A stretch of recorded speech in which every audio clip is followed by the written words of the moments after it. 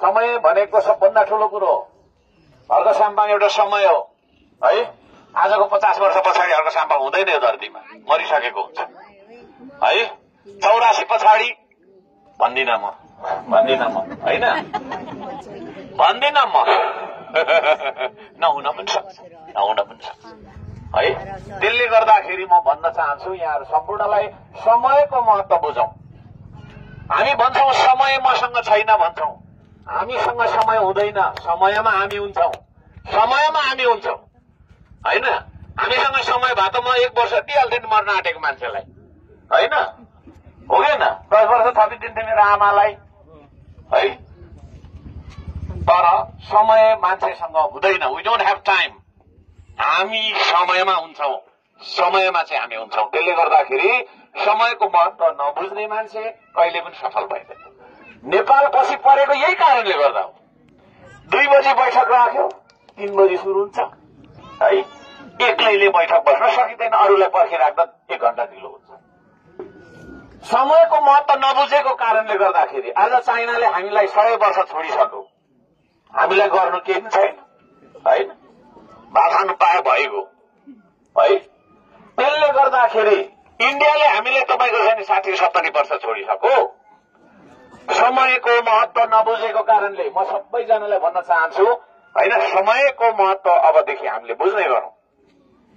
समयलाई न किन्न सकिन्छ, न रोक्न सकिन्छ, न छेक्न सकिन्छ, न फकाउन सकिन्छ, न मुद्दै लगाउन सकिन्छ होइन।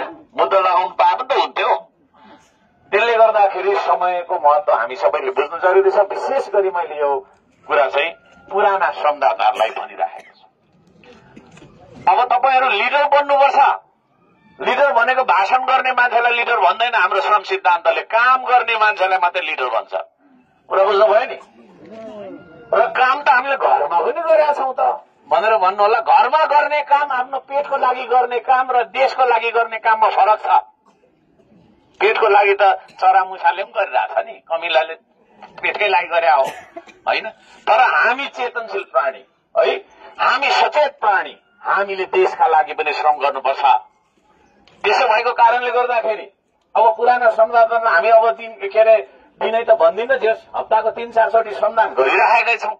तर श्रमदान नगर्नेहरूले पनि होइन, म भन्न चाहन्छु हप्ताको 6 दिन तपाईको पेटको लागि गरे पनि 1 दिन चाहिँ देशको लागि गर्नु न तपाईले होइन। अनि हेर्नुहोस् न देशको विकास कसरी हुँदो रहेछ। 4 दिनमा कुनै तपाईको चाहिँ ठेकदारले ट्रेन बनाउन सक्छ है? 4 दिनमा, मात्र 4 दिनमा। किनभने समय हामीलाई छैन नि त, समय छैन क्या होइन। म 1000 वर्षको आयु लिएर आएको भएदेखि यत्रो हतार पनि गर्दिन थिएँ। म पनि मननशील मान्छे हो होइन। एक दिन म मरेर जान्छु, तपाईहरु सबै मान्छे मरेर जानुहुन्छ। त्यो मर्नुभन्दा पहिला होइन हामीलाई हाम्रो भविष्यले नथुकोस्, हाम्रो भविष्यले नथुकोस् भनेको चाहिँ हाम्रो छोराछोरीले हामीलाई नथुकुन्। यिनीहरूले केही गरेनछ मेरो बाबुबाजेले होइन भन्ने किसिमले हामीले नथुकुन्। हामी हाम्रो बाजे पुर्खाको चाहिँ इतिहास पढेर के छौं भन्दाखेरि गर्व गर्छौं नि। सबैले सुनौं है, बुझौं किन गर्व गर्छौं थाहा छ? हाम्रो बाबुबाजेले कोदाली कुटो पनि थिएन होला त्यतिखेर, ढुङ्गाले केले तपाईको छैन बिराई लेकदेखि बेसीदेखि लेकसम्म बारी र खेत बिराइदिएको कारणले हामीले जिउ पाल्यौं, हो कि होइन? त्यत्रो श्रम गरेका छौँ र हामीले अहिले एकछिन यसो काम गर्यौं भने यति स्वार्थ र यति अल्छी भयो जसको नतिजा देश डुबिरहेको होइन। हामीले दुःख गर्नुपर्छ ताकि हाम्रो तपाईको छोराछोरीले पनि हामी माथि गर्व गरून् न।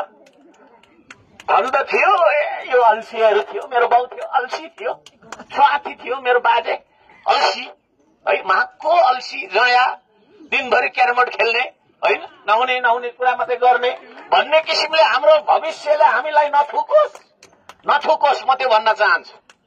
भविष्यले थुक्ने स्थितिमा हामी पुग्नु हुँदैन, भविष्यले हामीले थुक्नै छ नत्र। त्यसले गर्दा म सबैजनालाई भन्न चाहन्छु है, हामी तपाईँ मिलेर अब यो देशलाई जुरुक्कै उठाउनुपर्छ। त्यो ताकत तपाईको हातमा हुनु जरुरी छ। त्यो तपाईको चाहिँ छातीभित्र यो देशको माग हुनु जरुरी छ।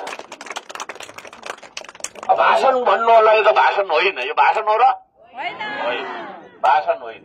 यो भनेको चेतनाको कुरा हो।